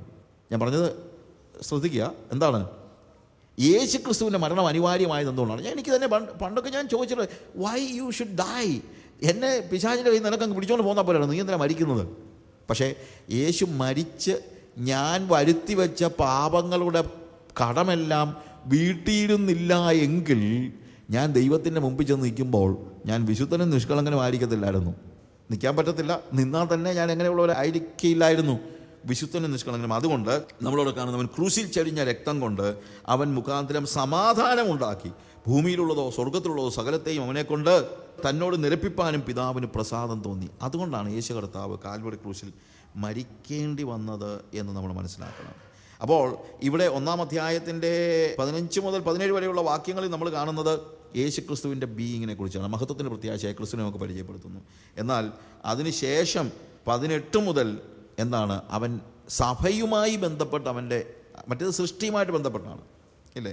15 മുതൽ 17 വരെ സൃഷ്ടിയുമായുള്ള ബന്ധത്തിൽ യേശു കർത്താവ് ആരാണ്, ദൈവവുമായുള്ള ബന്ധത്തിൽ യേശു കർത്താവ് ആരാണ്, യേശു ആരാണ് എന്നുള്ളത് ആ വാക്യങ്ങളിൽ 15 മുതൽ 17 വരെയുള്ള വാക്യങ്ങളിൽ വെളിപ്പെടുത്തിയിട്ട് 18 മുതലുള്ള വാക്യങ്ങളിൽ യേശു എന്ത് ചെയ്തു എന്നാണ് പറയുന്നത്. യേശു എന്ത് ചെയ്തു? അവൻ സഭ എന്ന് പറയുന്ന ആ ഒരു പുതിയ കമ്മ്യൂണിറ്റിയെ ഉണ്ടാക്കാൻ വേണ്ടി വീണ്ടെടുപ്പിൻ്റെ, that is the biggest thing, വലിയ ആ ഒരു വീണ്ടെടുപ്പിൻ്റെ പ്രക്രിയ അവൻ ചെയ്യുകയാണ്. അതിനുവേണ്ടി അവൻ എന്ത് കൊടുക്കേണ്ടി വന്നു? സ്വന്തം രക്തം കൊടുക്കേണ്ടി വന്നു. സൃഷ്ടി നടത്താൻ ഒരു വാക്ക് മതിയായിരുന്നു, പക്ഷേ വീണ്ടെടുപ്പ് നടത്താൻ അവനവൻ്റെ രക്തം കൊടുക്കേണ്ടി വന്നു എന്നുള്ളതാണ്. അപ്പോൾ ക്രിസ്തുവിൻ്റെ മഹത്വം പൗലോസ് പറഞ്ഞു, ഇനി ആ ക്രിസ്തു നിങ്ങളുടെ ഉള്ളിൽ ആകണം. ദാറ്റ് ക്രൈസ്റ്റ്, മഹത്വത്തിൻ്റെ പ്രത്യാശയായ ക്രിസ്തു നിങ്ങളുടെ ഉള്ളിൽ. ഇതാണല്ലോ ഏറ്റവും വലിയ മർമ്മം. ഈ ക്രിസ്തുവാണ് നിങ്ങളുടെ ഉള്ളിലാകേണ്ടത്. എങ്ങനെ? സർവ്വസൃഷ്ടിക്കും കാരണഭൂതനായ, സർവ്വസൃഷ്ടിയുടെയും ക്യാപ്റ്റനായ യേശു, അതേപോലെ തന്നെ എന്താണ്? സഭയുടെ തലയായ ക്രിസ്തു, അല്ലെങ്കിൽ വീണ്ടെടുപ്പിൻ്റെ നായകനായ ക്രിസ്തു ഇപ്പോൾ എന്ത് വേണം? അവൻ നമ്മുടെ ഉള്ളിൽ വസിക്കണം. ആ ക്രിസ്തുവിനെ നമ്മുടെ ഉള്ളിലേക്ക് കയറ്റിയിരുത്തത്തക്ക രീതിയിലുള്ള ആ പ്രോസസ്സ് എന്താണ്? ആ പ്രോസസ്സാണ് ഈ 1-ാം അധ്യായത്തിൽ മൊത്തമായിട്ട് വായിക്കുമ്പോഴത്തേക്ക് നമ്മൾ കാണുന്നത്. ഈ എഫേസ്യ ലേഖനം 2-ാം അധ്യായത്തിലും കൊലോസ്യ ലേഖനം 1-ാം അധ്യായത്തിലുള്ള ചില ഭാഗങ്ങൾ വെച്ചാണ് നമ്മൾ അതിനെക്കുറിച്ച് പഠിക്കുന്നത്.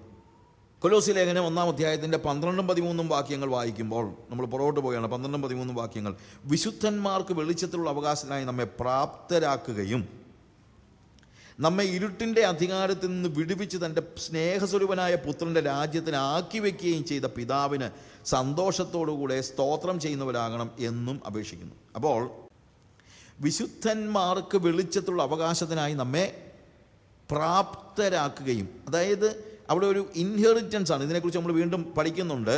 Giving thanks unto God who made us meet to be partakers of the inheritance of saints in light. വെളിച്ചത്തിൻ്റെ ലോകത്തിൽ വിശുദ്ധന്മാർക്ക് വേണ്ടി ദൈവം ഒരുക്കി വച്ചിരിക്കുന്ന ഇൻഹെറിറ്റൻസ് നമുക്ക് തരാൻ വേണ്ടി. ഇത് ഒറ്റയടിക്ക് ഇങ്ങനെ പറഞ്ഞു പോകുമ്പോൾ വളരെ ഈസി ആയിട്ട് തോന്നും, പക്ഷേ അത് ഭയങ്കര അർത്ഥപൂർണ്ണമായ കാര്യമാണ്. വിശദമായിട്ട് ഈ ഇൻഹെറിറ്റൻസിനെ കുറിച്ച് നമ്മൾ പഠിക്കുന്നുണ്ട്.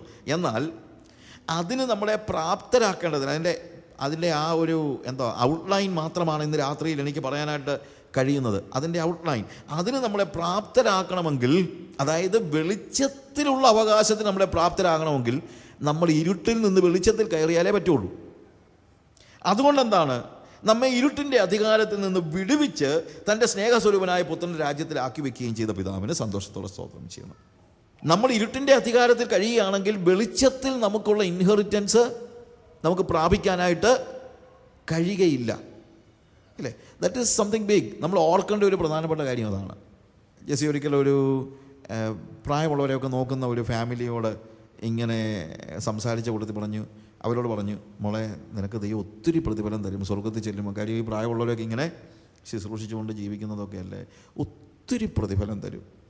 ഉടനെ അവൾ പറഞ്ഞു, എനിക്കറിയാം മാമേ, ഇതൊക്കെ ചെയ്ത് കഴിഞ്ഞാൽ ഒത്തിരി പ്രതിഫലം കിട്ടും, പക്ഷേ അങ്ങ് ചെന്നേരല്ല ഇതൊക്കെ കിട്ടത്തുള്ളൂ. ഇവരെയൊക്കെ നോക്കിയിട്ട് അങ്ങ് ചെല്ലുമോ എന്നുള്ളത് അമ്മ എൻ്റെ ഇപ്പോഴത്തെ പ്രയാസം മുഴുവൻ. ഞാൻ പറഞ്ഞത്, വെളിച്ചത്തിൽ വിശുദ്ധന്മാർക്ക് വേണ്ടി വെളിച്ചത്തിൽ വലിയ ഒരു ഇൻഹെറിറ്റൻസ് ദൈവം ഒരുക്കി വെച്ചിട്ടുണ്ട്. പക്ഷേ അത് വാങ്ങിക്കണമെങ്കിൽ എവിടെ ചെല്ലണം? അവിടെ ചെല്ലണം.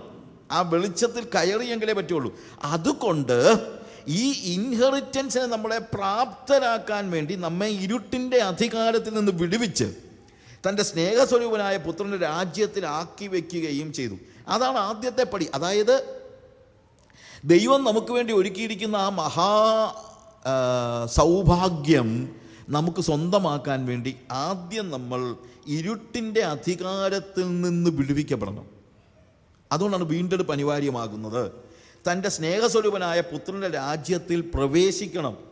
ഇരുട്ടിൻ്റെ അധികാരത്തിൽ നിന്നുള്ള വിടുതലാണ് ആദ്യത്തെ പടി. രണ്ടാമത്തേതാണ് തൻ്റെ സ്നേഹസ്വരൂപനായ പുത്രൻ്റെ രാജ്യത്തിലേക്ക് പ്രവേശിക്കാൻ തുടങ്ങുന്നത്. അപ്പോൾ ഇരുട്ടിൻ്റെ അധികാരത്തിൽ നിന്ന് വിടുവിക്കുന്ന ആ പ്രോസസ്സാണ് ശരിക്കും വീണ്ടെടുപ്പ് എന്ന് പറയുന്നത്. ഒരു പരിധിവരെ മഹത്വത്തിൻ്റെ പ്രത്യാശയായ ക്രിസ്തു നമ്മിൽ ഇരിക്കുക എന്ന ആ ഞാൻ പറഞ്ഞല്ലോ, അത് ശരിയായിട്ട് പറഞ്ഞു കഴിഞ്ഞാൽ the union of the faithful with Christ, ക്രിസ്തുവിനോടുള്ള നമ്മുടെ സംസർഗം, ഒരു വിശുദ്ധൻ്റെ സംസർഗം. ആ വിശുദ്ധൻ്റെ സംസർഗത്തിന് ഒരു പ്രീ റിക്വസിറ്റായിട്ട് എന്തെങ്കിലും ഉണ്ടെങ്കിൽ എന്താണെന്നറിയാമോ? ഈ വീണ്ടെടുപ്പാണ്. ഈ വീണ്ടെടുപ്പ് നടന്നില്ലെങ്കിൽ ഈ യൂണിയൻ ഒരിക്കലും നടക്കുകയില്ല. മഹത്വത്തിൻ്റെ പ്രത്യാശയായ ക്രിസ്തു നമ്മുടെ ഉള്ളിലേക്ക് കിടക്കണമെങ്കിൽ ആദ്യം ആവശ്യമായിരിക്കുന്നത് ഈ റിഡംഷനാണ്. അതുകൊണ്ട് ഇന്ന് രാത്രി ആ റിഡംഷൻ്റെ മാഹാത്മ്യം നമ്മൾ പഠിക്കുകയാണ്. വീണ്ടെടുപ്പിൻ്റെ മാഹാത്മ്യം നമ്മളൊന്ന് തിരിച്ചറിയണം. അതിനുവേണ്ടി ഞാൻ എഫേസ്യ ലേഖനം 2-ാം അധ്യായത്തിൻ്റെ 1 മുതലുള്ള വാക്യങ്ങൾ നമുക്ക് എല്ലാവർക്കും അറിയാവുന്ന പല വാക്യങ്ങൾ അതിനകത്തുണ്ട്. അതിക്രമങ്ങളാലും പാപങ്ങളാലും മരിച്ചവരായിരുന്ന നിങ്ങളെയും അവൻ ഉയർപ്പിച്ചു. ഇവയിൽ നിങ്ങൾ മുമ്പേ ലോകത്തിൻ്റെ കാലഗതിയെയും ആകാശത്തിലെ അധികാരത്തിൽ നിന്നും അനുസരണക്കേടിൻ്റെ മക്കളിൽ ഇപ്പോൾ വ്യാപരിക്കുന്ന ആത്മാവിനും അധിപതിയായവനെയും അനുസരിച്ച് നടന്നു. അവരുടെ ഇടയിൽ നാം എല്ലാവരും മുമ്പേ നമ്മുടെ ജഡമോഹങ്ങളിൽ നടന്നു. ജഡത്തിനും മനോവികാരങ്ങൾക്കും ഇഷ്ടമായത് ചെയ്തും കൊണ്ട് മറ്റുള്ളവരെ പോലെ പ്രകൃതിയാൽ കോപത്തിൻ്റെ മക്കൾ ആയിരുന്നു. കരുണാസമ്പന്നനായ ദൈവമോ നമ്മെ സ്നേഹിച്ച മഹാസ്നേഹ നിമിത്തം അതിക്രമങ്ങളാൽ മരിച്ചിരുന്നവരെ നമ്മെ ക്രിസ്തുവിനോടുകൂടെ ജീവിപ്പിക്കുകയും കൃപയാൽ അത്രേ നിങ്ങൾ രക്ഷിക്കപ്പെട്ടിരിക്കുന്നത്. ക്രിസ്തുയേശുവിൽ നമ്മെക്കുറിച്ചുള്ള വാത്സല്യത്തിൽ തൻ്റെ കൃപയുടെ അത്യന്ത ധനത്തെ നമ്മൾ കൊലോസ്യ ലേഖനത്തിൽ കാണുന്ന അതേ വാക്കാണ്, ഇൻഹെറിറ്റൻസിൻ്റെ കാര്യമാണ്. ക്രിസ്തുയേശുവിൽ നമ്മെക്കുറിച്ചുള്ള വാത്സല്യത്തിൽ തൻ്റെ കൃപയുടെ അത്യന്ത ധനത്തെ വരുംകാലങ്ങളിൽ കാണിക്കേണ്ടതിന് ക്രിസ്തുയേശുവിൽ അവനോടുകൂടെ ഉയർത്തെഴുന്നേൽപ്പിച്ച് സ്വർഗത്തിൽ ഇരുത്തുകയും ചെയ്തിരിക്കുന്നു. കൃപയാലല്ലോ നിങ്ങൾ വിശ്വാസം മൂലം രക്ഷിക്കപ്പെട്ടിരിക്കുന്നത്, അതിന് നിങ്ങൾ കാരണമല്ല, ദൈവത്തിൻ്റെ ദാനം അത്രയാകുന്നു. ആരും പ്രശംസിപ്പാതിരിപ്പാൻ പ്രവൃത്തികളും കാരണമല്ല. നാം അവൻ്റെ കൈപ്പണിയായി സൽപ്രവൃത്തികൾക്കായിട്ട് ക്രിസ്തുയേശുവിൽ സൃഷ്ടിക്കപ്പെട്ടവരാകുന്നു. നാം ചെയ്തു പോരേണ്ടതിന് ദൈവം അവ മുന്നൊരുക്കിയിരിക്കുന്നു. ഓക്കെ, ഇവിടെ ഈ 10 വാക്യങ്ങളിൽ വീണ്ടെടുപ്പിൽ നടക്കുന്നത് എന്താണെന്നും വീണ്ടെടുപ്പിൻ്റെ ആ വലിയ പ്രോസസ്സിനെ, അതായത് വീണ്ടെടുക്കപ്പെടുന്നത് തന്നെ എന്തിനു വേണ്ടിയാണെന്ന് അറിയാമോ? അതിനുശേഷം നമ്മുടെ ഉള്ളിലേക്ക് ആരെ കയറ്റിയിരുത്തണം? മഹത്വത്തിൻ്റെ പ്രത്യാശയായ ക്രിസ്തുവിനെ നമ്മുടെ ഉള്ളിലേക്ക് കയറ്റിയിരുത്തണമെങ്കിൽ അതിൻ്റെ പ്രീ റിക്വസിറ്റ് ആണ് എന്ത്? വീണ്ടെടുപ്പ്. വീണ്ടെടുക്കപ്പെടാത്ത ഒരുത്തൻ്റെ ഉള്ളിലേക്ക് ആർക്ക് കയറിയിരിക്കാൻ കഴിയില്ല? കർത്താവിന് കയറിയിരിക്കാനായിട്ട് കഴിയില്ല. കർത്താവ് അവനോട് സംസാരിക്കത്തില്ലെന്നൊന്നും ഞാൻ പറയുന്നില്ല. പാപം ചെയ്ത ആദാമിനോടും ദൈവം സംസാരിച്ചു, കൊലപാതകനായ കയീനോടും ദൈവം സംസാരിച്ചു. അതുകൊണ്ട് ദൈവം സംസാരിച്ചു എന്ന ഒറ്റ കാരണത്താൽ അവൻ വീണ്ടെടുക്കപ്പെട്ടവനാണെന്ന് അർത്ഥമില്ല. ദൈവത്തിൻ്റെ സുവിശേഷം കേൾക്കുന്നത് കൊണ്ടോ പ്രസംഗിക്കുന്നത് കൊണ്ടോ അങ്ങനെയുള്ള കാര്യം അതൊന്നുമല്ല. വീണ്ടെടുക്കപ്പെടാത്തിടത്തോളം കാലം ദൈവത്തിൻ്റെ സംസാരം നമുക്ക് കേൾക്കാൻ പറ്റിയേക്കും, പക്ഷേ ദൈവത്തിൻ്റെ സംസർഗം നമുക്ക് അനുഭവിക്കാൻ കഴിയുകയില്ല. അവനുമായിട്ടുള്ള കമ്മ്യൂണിയൻ നടക്കണമെങ്കിൽ the union of the faithful with Christ, ക്രിസ്തുവിനോട് കൂടെയുള്ള ഒരു വിശ്വാസിയുടെ കൂട്ടായ്മ, സംസർഗം നടക്കണമെങ്കിൽ അതിനാദ്യം നടക്കേണ്ടത് എന്താണ്? വീണ്ടെടുപ്പാണ്. ആ വീണ്ടെടുപ്പിൻ്റെ പ്രോസസ്സിനെ എഫേസ്യ ലേഖനത്തിൻ്റെ ഈ 2-ാം അധ്യായത്തിൽ പോൾ ഒന്ന് ഡിസ്ക്രൈബ് ചെയ്യുകയാണ്. അത് നമ്മൾ അറിയേണ്ടത് എന്താണെന്ന് ചോദിച്ചു കഴിഞ്ഞാൽ, ഈ വീണ്ടെടുപ്പിൻ്റെ മാഹാത്മ്യത്തെക്കുറിച്ച് അറിയാൻ വയ്യാത്തത് കൊണ്ട് വീണ്ടെടുപ്പിനെ ഒരു വില കുറഞ്ഞ കാര്യമാണ്. അല്ലെങ്കിൽ നമ്മുടെയൊക്കെ ചിന്ത എന്ന് പറഞ്ഞു കഴിഞ്ഞാൽ കോളം പൂരിപ്പിച്ച് കൊടുത്താൽ ഉടനെ തന്നെ അങ്ങ് വീണ്ടെടുക്കപ്പെടുമെന്നാണ്. ഞാൻ ഡാറുസലാമിൽ നടത്തിയ ഒരു ക്രൂസൈഡിൽ, അത് കഴിഞ്ഞപ്പോഴത്തേക്ക് ഞാൻ മെൻറ്റർ ചെയ്യുന്നൊരു ചർച്ചുണ്ട്. ആ ചർച്ച് നടത്തിയൊരു ക്രൂസൈഡാണ്. ആ ക്രൂസൈഡിൽ ലക്ഷക്കണക്കിന് രൂപ മുടക്കി ഒരു ദിവസത്തെ ഒരു ക്രൂസൈഡ് നടത്തി. ഞാനും പ്രസംഗിച്ചത്. മീറ്റിംഗ് കഴിഞ്ഞപ്പോൾ എനിക്ക് ഭയങ്കര സങ്കടം തോന്നി. ഇതിനകത്ത് നിന്ന് എന്ത് പ്രയോജനം ഉണ്ടായത്? എന്ത് പ്രയോജനം ഉണ്ടായി? ഞാൻ ചർച്ചിൻ്റെ എൽഡേഴ്സിനെ വിളിച്ചു വരുത്തി. 25 പേരുണ്ട് ചർച്ചിൻ്റെ എൽഡേഴ്സ്. കാര്യം ചർച്ച ഞാൻ മെൻറ്റർ ചെയ്യുന്ന ചർച്ചിനകത്തൊരു 1700 വിശ്വാസികളുണ്ട്. അപ്പം അതുകൊണ്ടാണ് 25 എൽഡേഴ്സ് ഉള്ളത്. ഈ 25 എൽഡേഴ്സിനെ വിളിച്ച് ഞാൻ ചോദിച്ചു, നമ്മൾ ഈ ക്രൂസൈഡ് നടത്തിൽ എന്ത് ഗുണമുണ്ടായി? എത്ര പേര് കർത്താവിനെ മനസ്സിലാക്കി കർത്താവിനെ സ്വീകരിച്ചു? അവർ പറഞ്ഞു, മിഷനറി 248 പേരെ കർത്താവിനെ രക്ഷകനായി സ്വീകരിച്ചതായിട്ട് കോളത്തിനകത്ത് ടിക്ക് ചെയ്തിട്ടുണ്ടെന്ന്. ഞാൻ പറഞ്ഞു, ഇടേ ഒരു കടലാസ് കൊടുത്തിട്ട് ഞാൻ ക്രിസ്തുവിനെ രക്ഷിതാവായി സ്വീകരിച്ചിരിക്കുന്നു, ടിക്ക്. അതാരാ ഇടാത്തത്? കാണുന്നവരെല്ലാം കയറ്റി ടിക്ക് ചെയ്യും. അതെല്ലാം കണ്ടിട്ട് അങ്ങനെ വിഡ്ഢികളാകരുത്. ഞാൻ ചോദിച്ചു, എത്ര പേര് സഭയിൽ വന്നു? അതിന് ശേഷം 3 പേര്. 248 പേര് കർത്താവിനെ സ്വീകരിക്കുന്നതായി സൈൻ ചെയ്തു. പക്ഷേ 3 പേരാണ് അത് കഴിഞ്ഞിട്ട് അതിൻ്റെ ഫലമായിട്ട് സഭയിൽ വന്നത്. ഞാൻ ചോദിച്ചു, എന്തിനാണ് അവർ സഭയിൽ വന്നത്? ആലോചിച്ചും ചിന്തിച്ചും പറഞ്ഞപ്പോഴത്തേക്ക് ഇത്രേ കാര്യമുള്ളൂ. അന്ന് തലവേദനയായിരുന്നു മാറിയത്, ഇപ്പം വയറ്റുവേദനയാണ്. അപ്പോൾ അത് മാറാൻ വേണ്ടി വന്നെന്നുള്ളതേ ഉള്ളൂ. ക്രൂസൈഡിൽ വെച്ച് എന്തായിരുന്നു? തലവേദന മാറി. പക്ഷേ തലവേദന മാറി വീട്ടിൽ ചെന്നപ്പം വയറ്റുവേദനയുണ്ട്. അതുകൊണ്ട് പിറ്റേ ഞായറാഴ്ച അവിടെ ക്രൂസൈഡിലല്ലോ, അപ്പോൾ അതുകൊണ്ട് പള്ളി വന്നിരിക്കുകയാണ്. എന്തിനാണെന്ന് അറിയാമോ? വയറ്റുവേദന. അപ്പോൾ അതുകൊണ്ട് അങ്ങനെയുള്ള ഗിമ്മിക്സ് കാണിച്ചൊന്നും നമുക്ക് എന്ത് ചെയ്യാൻ പറ്റത്തില്ല. അതൊന്നും അല്ല വീണ്ടെടുപ്പ് എന്ന് പറയുന്നത്. വീണ്ടെടുപ്പിന് വേണ്ടി ഇതിൽ ഏറ്റവും വലുത് ഞാൻ പറഞ്ഞല്ലോ, വീണ്ടെടുപ്പിന് വേണ്ടി കർത്താവ് എന്ത് വില കൊടുത്തെന്ന് അറിയുമ്പോഴാണ് വീണ്ടെടുപ്പിൻ്റെ വില നമ്മൾ മനസ്സിലാക്കുന്നത്. അവൻ്റെ സ്വന്തം രക്തം കൊടുത്താണ് അവൻ നമ്മളെ വിലയ്ക്ക് വാങ്ങിയതെങ്കിൽ ആ ബോധ്യമാണ് ഈ വീണ്ടെടുപ്പ് നമ്മുടെ ജീവിതത്തിൽ യാഥാർത്ഥ്യമാക്കാനും ആ വീണ്ടെടുപ്പിലൂടെ കർത്താവ് നമുക്ക് നേടിത്തന്നതായ നിരപ്പ് നമുക്കൊരു യാഥാർത്ഥ്യമാക്കാനും പിന്നീട് അവനോടുള്ള സംസർഗത്തിൽ തുടരാനും നമുക്ക് കഴിയുന്നത്. ഈ വീണ്ടെടുപ്പ് അനിവാര്യമായിരുന്നു എന്തിനു വേണ്ടി? മഹത്വത്തിൻ്റെ പ്രത്യാശയായ ക്രിസ്തുവിനെ എൻ്റെ ഉള്ളിലേക്ക് കയറ്റിയിരുത്താൻ വേണ്ടി. ഞാൻ വീണ്ടെടുക്കപ്പെട്ടെങ്കിൽ ഈ 2-ാമത്തെ പ്രോസസ്സിന് വേണ്ടിയാണ് ആദ്യത്തെ പ്രോസസ്സ് നമ്മൾ മനസ്സിലാക്കണം. എന്തിന്? യേശുവിനെ, ഞാൻ പറഞ്ഞല്ലോ, ലോക സൃഷ്ടിക്ക് മുമ്പേ തന്നെ കർത്താവിൻ്റെ മനസ്സിൽ ഒരു വലിയ പ്രോജക്റ്റ് ഉണ്ടായിരുന്നു. എന്ത്? യേശുവിനെ നമ്മുടെ ഹൃദയത്തിൻ്റെ ഉള്ളിൽ വസിക്കുമാറാക്കണം. അതാണ് ഒരു ജൈജാൻറ്റിക് പ്രോജക്റ്റ്. എന്ന് തുടങ്ങിയതാണ്? ലോകാരംഭത്തിന് മുമ്പേ തുടങ്ങിയ പ്രോജക്റ്റാണ്. ഈ പ്രോജക്റ്റിൽ എത്ര പേര് വർക്ക് ചെയ്തെന്ന് നമുക്ക് തന്നെ കണക്കൂട്ടാൻ പറ്റുന്നില്ല. It was not an easy thing. പഴയ നിയമ വിശുദ്ധന്മാർക്ക് ഇതൊന്നും മനസ്സിലായില്ല. ഇതിൻ്റെ പണിക്കകത്തൊക്കെ ഉണ്ടായിരുന്നിട്ടും അവർക്ക് പോലും, ഞാൻ പറഞ്ഞല്ലോ, മാസ്റ്റർ പ്ലാൻ ആരുടെയിലായിരുന്നത്? ദൈവത്തിൻ്റെ കയ്യിലാണ് ഇരുന്നത്. എന്താണ് മാസ്റ്റർ പ്ലാൻ? ആത്യന്തികമായി മനുഷ്യവർഗത്തെ വീണ്ടെടുത്ത് കർത്താവ് പറയുകയാണ്, എനിക്ക് അവൻ്റെ ഉള്ളിൽ വസിക്കണം. എന്തുകൊണ്ട്? കാര്യം ഞാൻ അവനെ സൃഷ്ടിച്ചത് തന്നെ എനിക്കായിട്ടാണ്. നമ്മൾ നിർമ്മിക്കപ്പെട്ടത് അവന് വേണ്ടിയാണ്, സൃഷ്ടിക്കപ്പെട്ടത് അവന് വേണ്ടിയാണ്, നമ്മളെ അവൻ വീണ്ടെടുത്തതും അവന് വേണ്ടിയാണ്. യഹോവ ഭക്തനെ തനിക്ക് വേർതിരിച്ചിരിക്കുന്നു എന്നറിവിൻ. എന്നെ ആർക്ക് വേണ്ടിയാണ് സൃഷ്ടിച്ചിരിക്കുന്നത്? കർത്താവിന് വേണ്ടി. ഞാൻ പറഞ്ഞല്ലോ, യേശു എനിക്ക് വേണ്ടി, യേശു എനിക്ക് വേണ്ടി എന്ന് നമ്മൾ പറയുമ്പോൾ കർത്താവ് പറയുന്നു, നീ എനിക്ക് വേണ്ടി, നീ എനിക്ക് വേണ്ടി.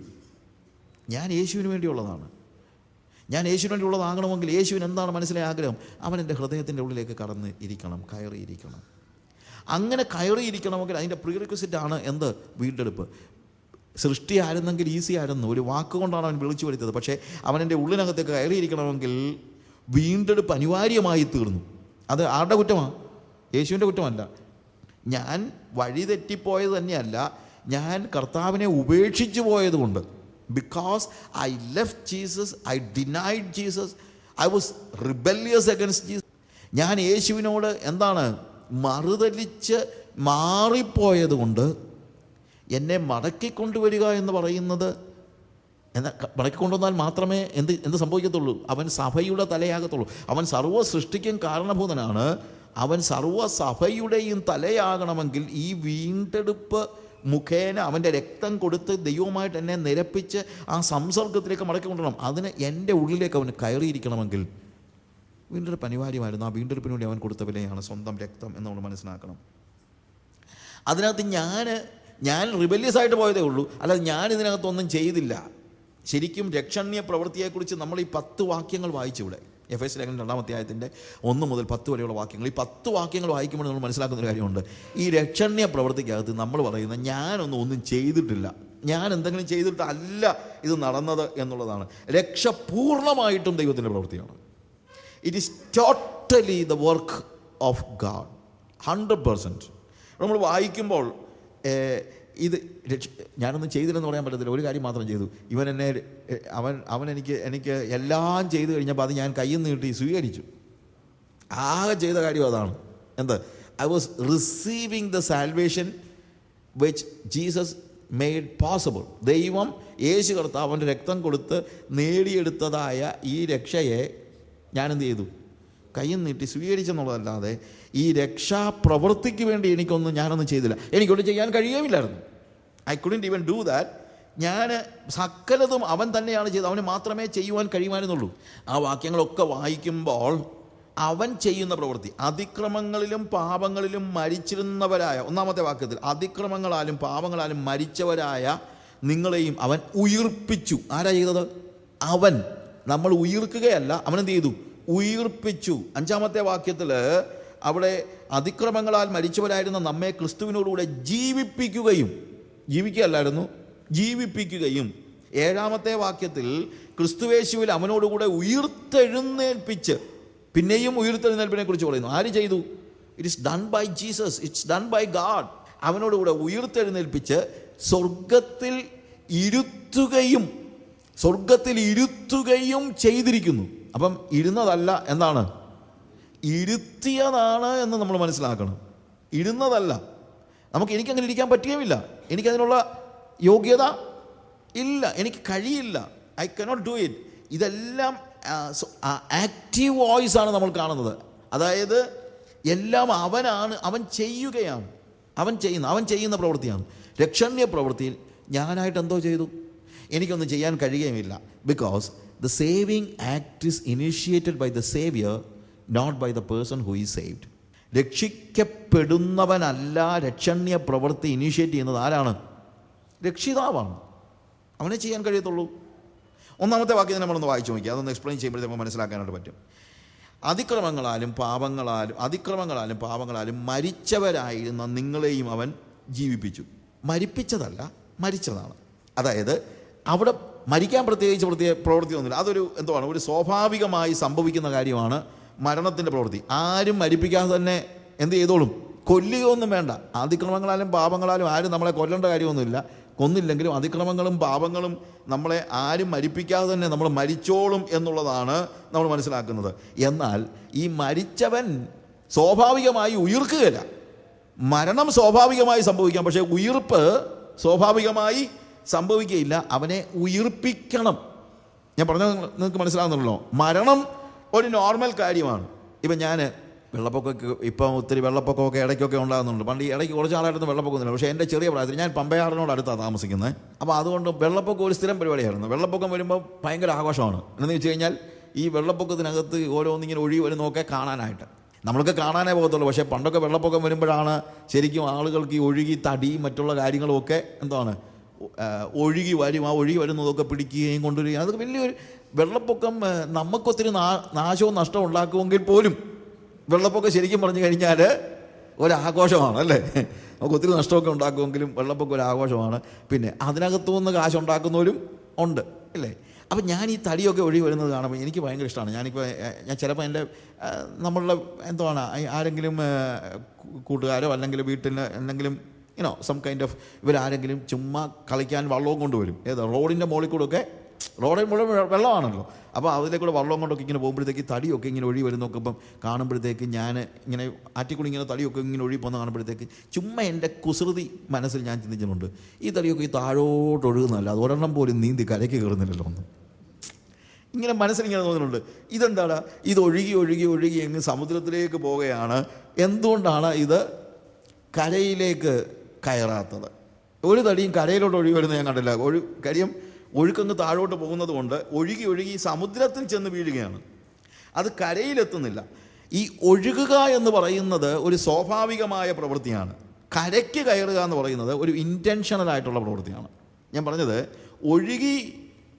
ഒഴുക്കിനകത്ത് പെട്ടിട്ട് അങ്ങ് ഒഴുകി അങ്ങ് പോകുക എന്ന് പറയുന്നതിന് പ്രത്യേകിച്ചുള്ള എഫേർട്ടൊന്നും എടുക്കേണ്ട കാര്യമൊന്നുമില്ല. പക്ഷേ കരയ്ക്കൊക്കെ കയറണമെന്ന് പറഞ്ഞു കഴിഞ്ഞാൽ ഇൻറ്റൻഷണലായിട്ടുള്ള ഒരു ആക്റ്റാണ്. കരയ്ക്ക് കയറണമെങ്കിൽ നീന്തണം, ഇല്ലേ? തടി അങ്ങ് താഴോട്ട് ഒഴുകി പോകുന്നതല്ലാതെ ഒരു തടി ഇങ്ങോട്ട് കരയ്ക്കോട്ട് നീന്തുന്നില്ലല്ലോ. എന്തുകൊണ്ട് നീന്തുന്നില്ല എന്ന് ചോദിച്ചാൽ അടിസ്ഥാനപരമായ ഒരു ഉത്തരവേ ഉള്ളൂ. എന്താണെന്നറിയാമോ? അതിന് ജീവനില്ല. ജീവനില്ലെങ്കിൽ എന്തു ചെയ്യും? അത് ഒഴുകി ഒഴുകി ഒഴുകി ഒഴുകി ഏറ്റവും ഒടുവിൽ സമുദ്രത്തിൽ അങ്ങ് പോകും, ഇല്ലേ? അതുപോലെ ജീവൻ ഉണ്ടെങ്കിലേ കരയ്ക്ക് കയറാൻ പറ്റൂ. പിന്നെ ജീവൻ ഉണ്ടെങ്കിലേ കരയ്ക്ക് കയറണമെന്ന് തോന്നുമെങ്കിലും ഉള്ളൂ. ഈ തടിക്ക്, ഏതെങ്കിലും ഒരു തടിക്ക് എനിക്ക് കരയ്ക്കൊന്ന് കയറിയാൽ കൊള്ളാമെന്ന് തോന്നാറുണ്ടോ? അതുപോലും ഇല്ല. കാര്യം അതിനെന്തില്ല? ജീവനില്ല. ജീവൻ ഉണ്ടെങ്കിലേ കരയ്ക്ക് കയറണമെന്ന് തോന്നത്തുള്ളൂ. കരയ്ക്ക് കയറണമെന്ന് തോന്നിയാലും പോരാ, ജീവൻ ഉണ്ടെങ്കിലേ നീന്തിക്ക് കരയ്ക്ക് കയറാനുള്ള ശക്തിയും ഉണ്ടാകത്തുള്ളൂ. ഇവിടെ നമ്മൾ കാണുന്നു, അതിക്രമങ്ങളാലും പാപങ്ങളാലും മരിച്ചവരായിരുന്ന നിങ്ങളെയും. അതിക്രമങ്ങളിലും പാപങ്ങളിലും പെട്ടുപോയാൽ ഈ തടി എവിടെങ്കിലും കരയ്ക്ക് നിൽക്കുകയായിരുന്നെങ്കിൽ എന്ത് സംഭവിക്കത്തില്ലായിരുന്നു? ഇങ്ങനെ ഒഴുകിപ്പോകത്തില്ലായിരുന്നു, ഇല്ലേ? കരയ്ക്ക് നിൽക്കുകയായിരുന്നു, ഒഴുകി പോകത്തില്ലായിരുന്നു. എപ്പോഴാണ് തടി ഒഴുകുന്നത്? നിൽക്കുന്ന തടി ഒഴുകത്തില്ലല്ലോ, ഇല്ലേ? എപ്പോഴാണ് തടി ഒഴുകുന്നതെന്ന് ചോദിച്ചാൽ എപ്പോഴാണ്? അത് താഴെ വീഴുമ്പോഴാണ് അത് ഒഴുകുന്നത്. അല്ലെങ്കിൽ അതിൻ്റെ ജീവൻ നഷ്ടപ്പെടുമ്പോഴാണ് ഈ തടി ഒഴുകുന്നത്. ഇതുപോലെ അതിക്രമങ്ങളിലും പാപങ്ങളിലും വീണുപോയ മനുഷ്യൻ്റെ മരണമെന്ന് പറയുന്നത് that is A natural thing. അതിനൊന്നും പ്രത്യേകിച്ച് നമ്മളൊന്നും ചെയ്യേണ്ട കാര്യമൊന്നുമില്ല. ആ മരണം ഇന്നവിറ്റബിളാണ്, അനിവാര്യമാണ്. കാരണം റോമാലേഖനം 6-ാം അധ്യായത്തിൻ്റെ 23-ാം വാക്യത്തിൽ നമ്മൾ കാണുന്നു, പാപത്തിൻ്റെ ശമ്പളം മരണമത്രേ. When you are in sin, when you are in your iniquities, നിങ്ങളുടെ അകൃത്യത്തിലും പാപങ്ങളിലും നിങ്ങൾ പോവുകയാണെങ്കിൽ, when you commit sin or when you are a sinner, ഒരു പാപത്തിൽ ജീവിക്കുന്ന ഒരു വ്യക്തിയെ സംബന്ധിച്ചിടത്തോളം ആത്മീകമായ മരണം എന്ന് പറയുന്നത് ഒരു അനിവാര്യതയാണ്. അതതിൻ്റെ അത് സംഭവിച്ചിരിക്കും. That is the natural end. അതിക്രമത്തിൻ്റെയും പാപത്തിൻ്റെയും സ്വാഭാവികമായ പരിണാമമാണ്, നാച്ചുറൽ എൻഡാണ് മരണം. വേറെ പറഞ്ഞു കഴിഞ്ഞാൽ the consequence of sin is death.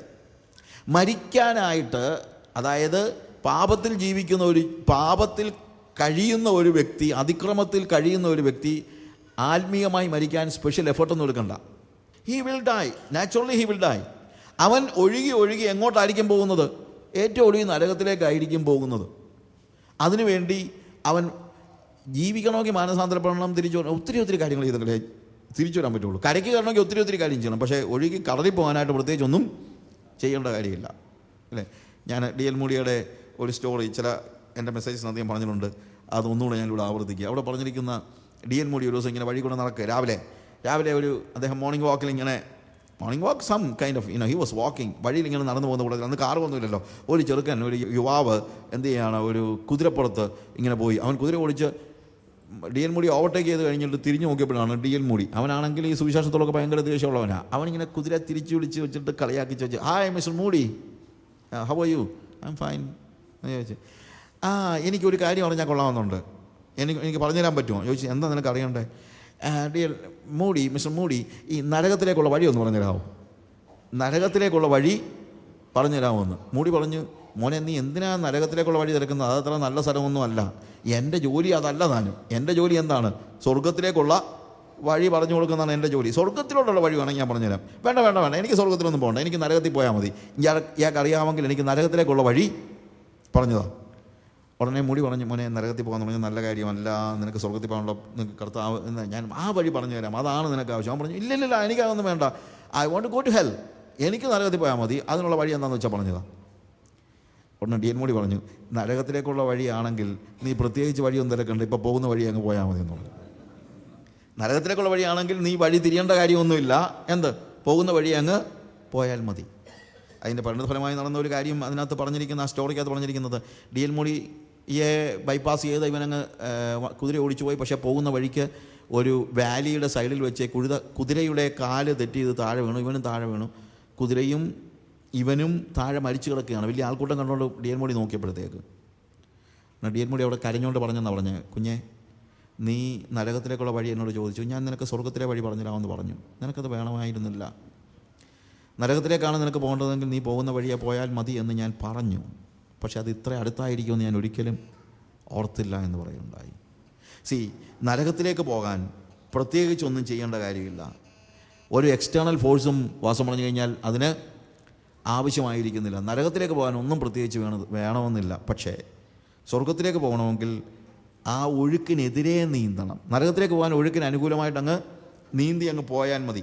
വെള്ളം താഴോട്ട് ഒഴുകാനായിട്ട് മോട്ടർ വെച്ച് അടിക്കേണ്ട കാര്യമൊന്നും ഇല്ല. നമ്മളിപ്പം വാട്ടർ ടാങ്കിലെ വെള്ളം താഴോട്ട് ഒഴുകണമെങ്കിൽ അതിനുവേണ്ടി സ്പെഷ്യലായിട്ട് നമ്മൾ മോട്ടറൊന്നും വെക്കേണ്ട കാര്യമില്ല. പക്ഷെ താഴെ കിടക്കുന്ന വെള്ളം മുകളിലേക്ക് കയറ്റണമെങ്കിൽ എന്ത് വേണം? ഒരു എക്സ്റ്റേണൽ ഫോഴ്സ് ഉണ്ടെങ്കിലേ പറ്റുകയുള്ളൂ. നമുക്കറിയാം.